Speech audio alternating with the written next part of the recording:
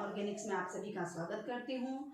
मैं आज आपको वर्मी कंपोस्ट क्या है, वर्मी कंपोस्ट में किन प्रजातियों के केंचुओं का इस्तेमाल किया जाता है और वर्मी कंपोस्ट का कृषि में क्या महत्व है, एक सामान्य सी जानकारी आपको शेयर करने वाली हूँ। वर्मी कंपोस्ट को वर्मी कल्चर या केंचुआ पालन भी कहते हैं। इसमें गोबर के साथ साथ हरी एवं सूखी पत्तियां, खेतों के बचे हुए अवशेष, साथ ही साथ कुकड़ एवं डेयरी के अक्षय पदार्थ और सब्जियां एवं फलों के छिलके इत्यादि का इस्तेमाल किया जाता है।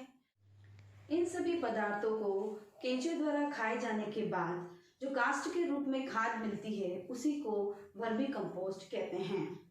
इस कंपोस्ट में केंचुए के असंख्य अंडे एवं माइक्रोफ्लोरा का मिश्रण होता है और इन्हीं अंडों में से केंचुए की संख्या असंख्य संख्या में उस खाद में हमें केंचुए मिल जाते हैं। इस खाद के अंदर जो पौधों एवं मिट्टी के लिए आवश्यक पोषक तत्व होते हैं वे कई मात्रा में सूक्ष्म एवं मुख्य पोषक तत्व पाए जाते हैं। इस खाद के अंदर सूक्ष्म लाभकारी जीवाणु भी सभी उचित मात्रा में उपस्थित होते हैं। ये वर्मी कंपोस्ट सभी प्रकार के रोगों से मुक्त एवं पौधों के लिए अच्छे खिलने एवं फल फूलने के लिए लाभकारी भी। उपयुक्त तापमान, उचित नमी एवं जैविक पदार्थों के मिलने से केंचुए अपनी संख्या को दिन ब दिन बढ़ाते रहते हैं। साथ ही गोबर एवं वानस्पतिक पदार्थों को खाकर ये जैविक खाद में परिवर्तित कर देते हैं। सामान्यतः भारत में केंचुआ खाद बनाने के लिए 2 प्रजातियों का इस्तेमाल किया जाता है। आइसिनिया फेटिडा जो कि लाल रंग के केंचुए होते हैं और यूटिलस यूजीनी।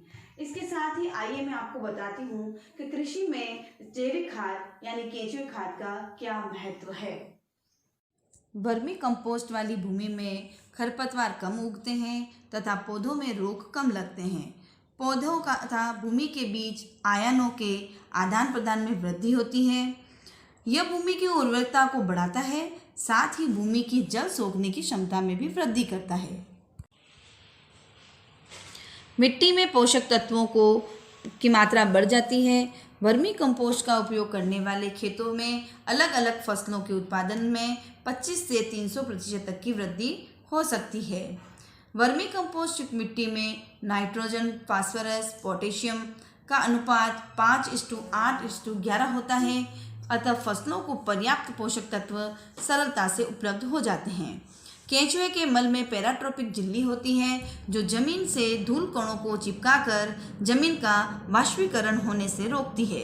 वर्मी कंपोस्ट मिट्टी में कार्बनिक पदार्थों को वृद्धि करता है तथा भूमि में जैविक क्रियाओं को निरंतरता प्रदान करता है।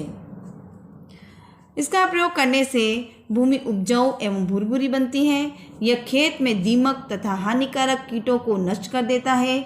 इससे कीटनाशकता की लागत भी कमी आती है।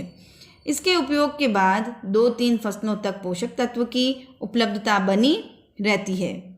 इसके प्रयोग से सिंचाई की लागत में कमी आती है। यह कचरा, गोबर तथा फसल अवशेषों से तैयार किया जाता है जिससे पर्यावरण प्रदूषित नहीं होता। मिट्टी में केंचुओं की सक्रियता के कारण पौधों की जड़ों के लिए उचित वातावरण बना रहता है जिससे उसका सही विकास होता है। लगातार रासायनिक खादों के प्रयोग से कमी होती जा रही मिट्टी की उर्वरकता को इसके उपयोग से बढ़ाया जा सकता है।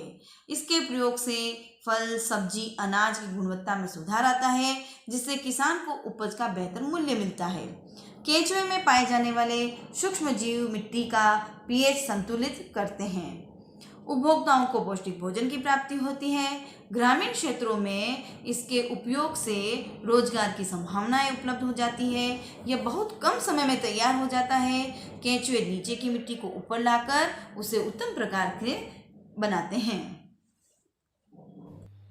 मैं आशा करती हूँ कि मेरे द्वारा बताई गई वर्मी कंपोस्ट की सामान्य सी जानकारी आप सभी के लिए लाभप्रद होगी। जो भी किसान भाई अपने खेतों में वर्मी कंपोस्ट का उपयोग करना चाहता है या वर्मी कल्चर की ज़रूरत हो तो आप मुझे डिस्क्रिप्शन बॉक्स में मेरे कॉन्टैक्ट नंबर दिए गए हैं, आप संपर्क कर सकते हैं। साथ ही आपको मेरी वीडियो पसंद आई हो तो लाइक कीजिए, सब्सक्राइब कीजिए, बेल आइकन को दबाइए और ज़्यादा से ज़्यादा शेयर कीजिए। धन्यवाद।